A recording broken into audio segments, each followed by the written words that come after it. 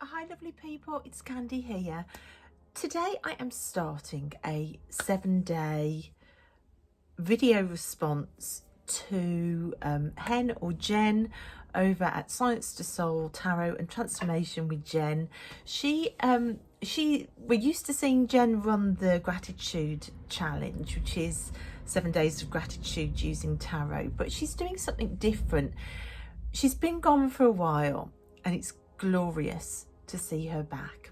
And she came back with a video introducing a 7-day tarot challenge, I suppose, or invitation to use tarot to explore self-love, but more than just self-love, self-compassion. And Jen, who is a trained psychologist, talks way more eloquently about self-compassion and the fact it's not just having a bubble bath and being self-loving. She explains it way better than I ever could, so I'm going to leave all of Jen's links in the description box. And it's just so lovely to have you back, Hen. It really is. She talks about using the tarot to kind of delve into self-compassion, and oh boy, is this a subject that my Hanged Man year, which is what this year is pushing me to explore anyway. It's been quite a year.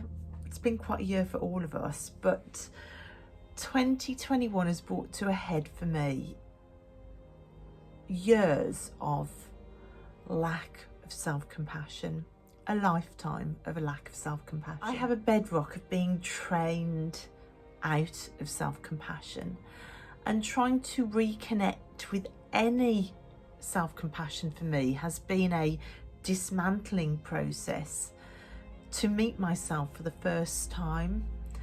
And 2021 really feels like the work I've done so far is coming to a volcanic eruption. It didn't surprise me at all that this is a Hanged Man year. I have been pulling cards through May using the Dreams of Gaia, but also I started putting it with the animal spirit.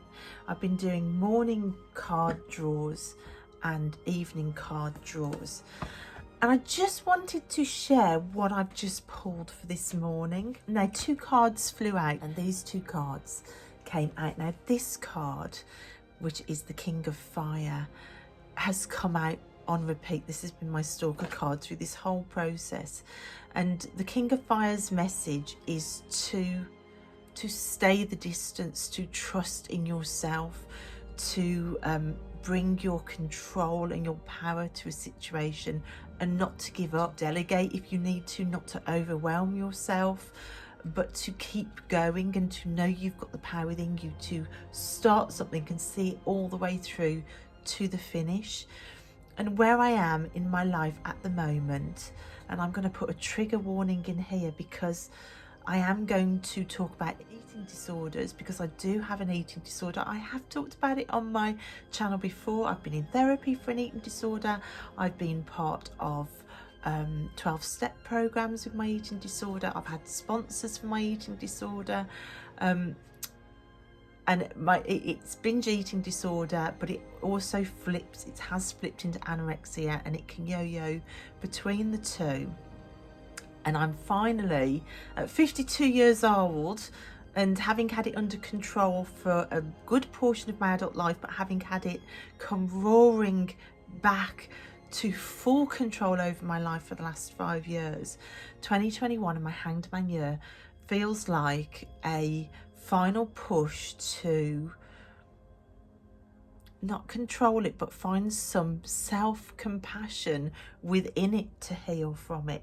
I've always tried to overpower it and control it. 2021 feels like self-compassion and self-love, and unpacking all of the steps that got me here within an eating disorder, to unpack it and to meet myself and to pull myself out of that with self-compassion and love, and to stay the distance, to be brave enough to to do this. So this card keeps coming out over and over again. It's almost like it's saying, come on, you know what you're doing now. And the crone came out with it.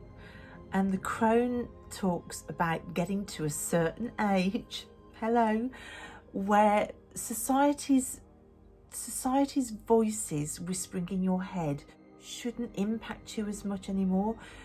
I've lived long enough to become the wise woman that can call bullshit when bullshit's spoken. These two working together really felt empowering today. It got me thinking about the ways that I've got voices in my head that are still limiting me and judging me based on just one factor only, the size of my body. When I'm multidimensional, we're all multidimensional. There is more to who we are than simply how we're using food at a moment in time, or the size of our bodies, or the number on a scale. This card pulled me up short, and it pulled me up short because I have been hiding because of my weight gain from the world, because I keep imagining people who I don't respect, who have hurt me in the past, catching sight of me and saying something, people who have proven themselves to be cruel, people who I've cut out of my life, who I'm not going to bump into when I walk out the door, but just the thought that I might, and they might say something about my body.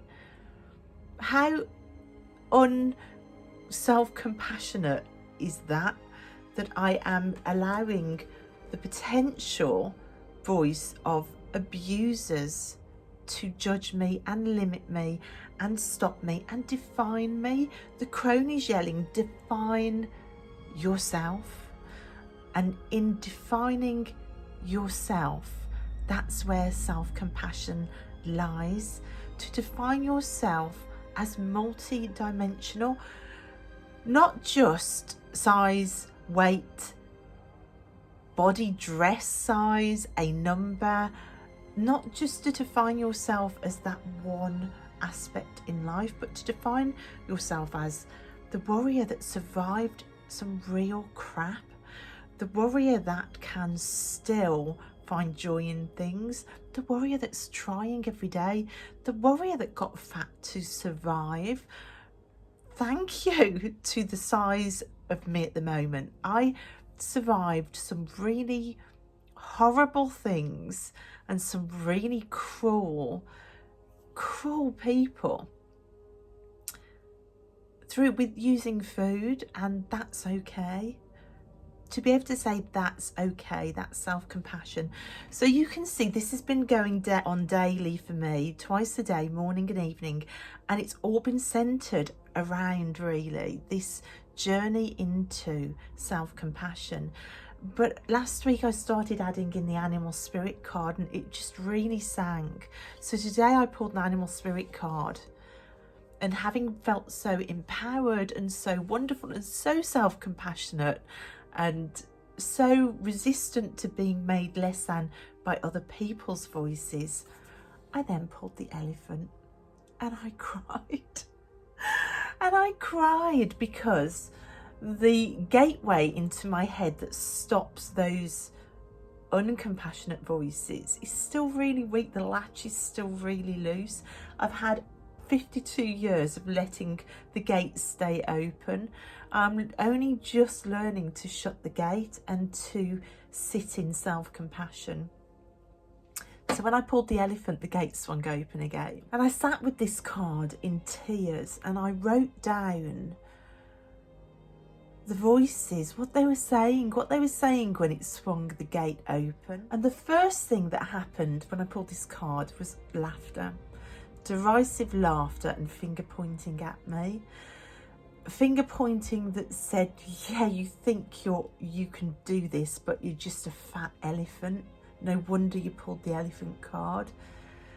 And laughter and pointing and singling me out. School days of being told I was fat. Trauma Drama is what it was, being made less than by finger pointing and laughing, and it immediately all came back at me, and all the journaling on these two cards disappeared. And then my brother's voice came in, my twin brother. Now you would think if you had a loving brother, especially a twin brother, that surely that voice wouldn't come in. Surely that's not one of the core voices. But it came in, and I can remember something that was said to me when I was late teens, getting ready to go out, really upset because clothes wouldn't fit, and him just looking at me in disgust. And his words that never left me, he said, "Who cares what you wear? Nobody looks at you anyway. Doesn't matter if you look disgusting, because nobody's looking at you." And I sat and I got transported by this card back to that moment. And I thought, what type of brother says that? It made me think, screw you. You voices in my head that are still there, saying those things on repeat. What sort of family or home has those things being said on the regular? No wonder I can't grasp self-compassion and hold on to it for very long. No wonder the gate swings open. I've been trained to view myself through those words. I put "screw you" in my journal, and I then wrote, no, I'm going to read what the book says about the elephant. And it says that the elephant is unstoppable. It can charge through obstacles.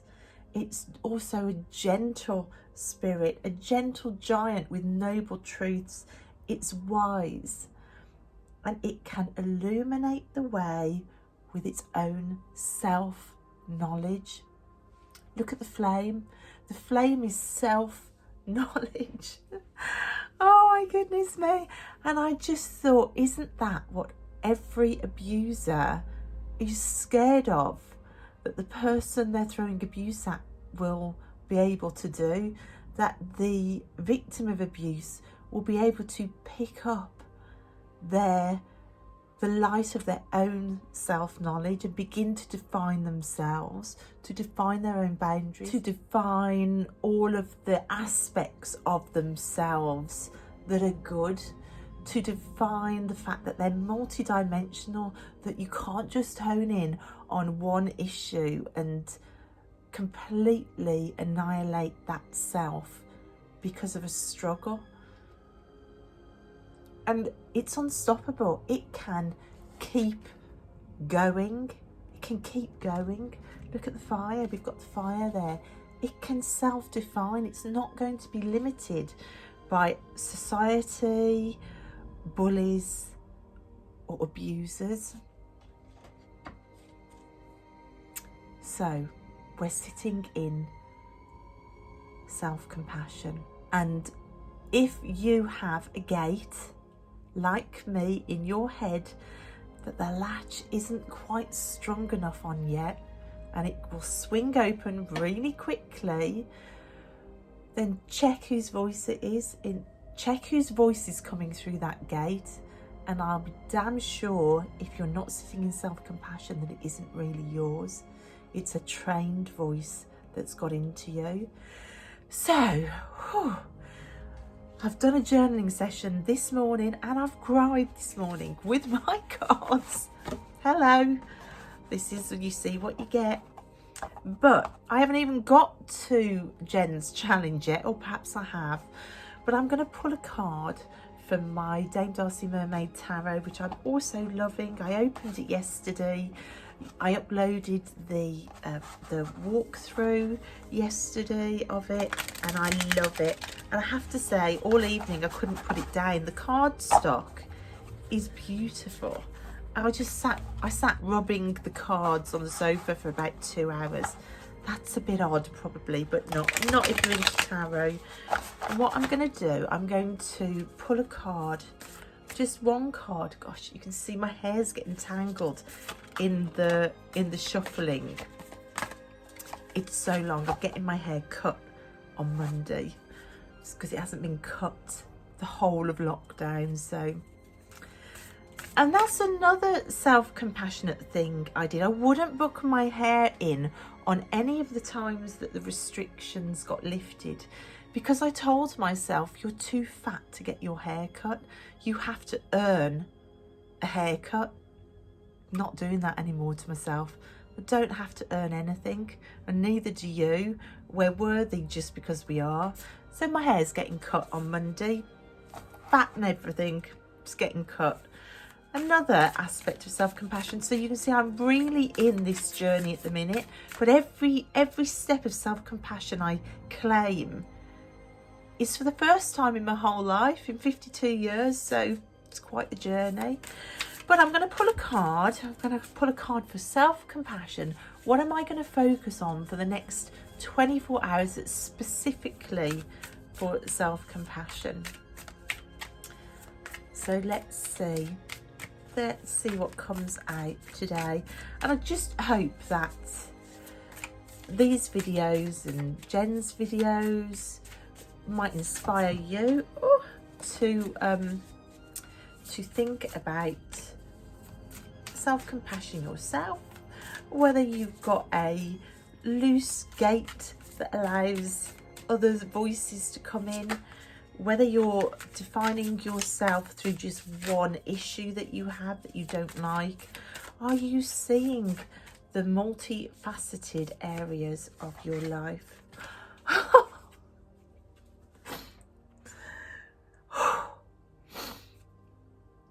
Give me a moment.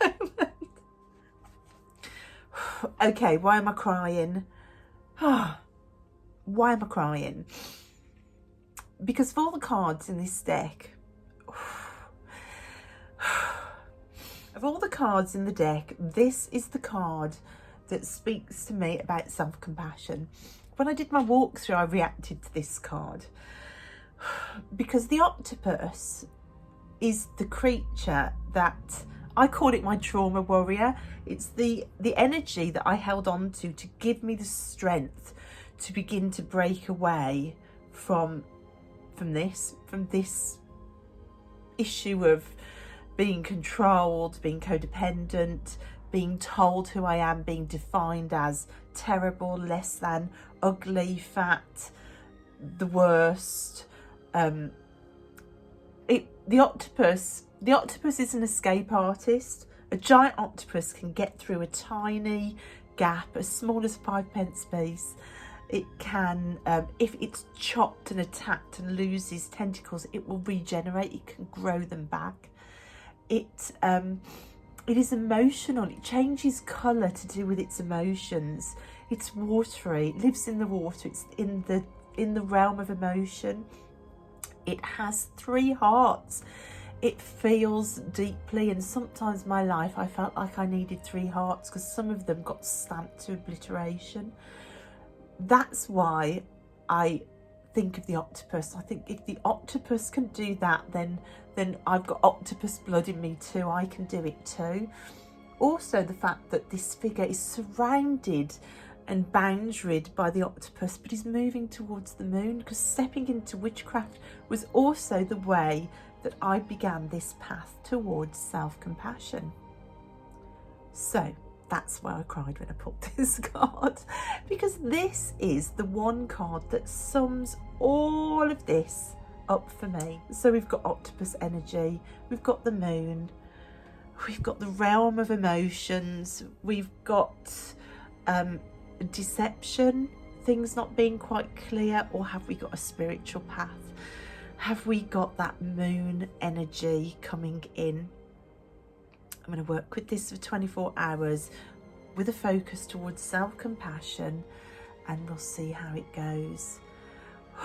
Okay, so that's it. The start of a self-compassion week. I'll try and upload a video a day, not necessarily as long as this. Hopefully not crying every day, because, you know, let's try and just rein it in a little bit if I can. But that's it, guys. If you want to join in It might be a really fun week, a really impacting week. It might be an eye-opening week. It might just be the week that you really need.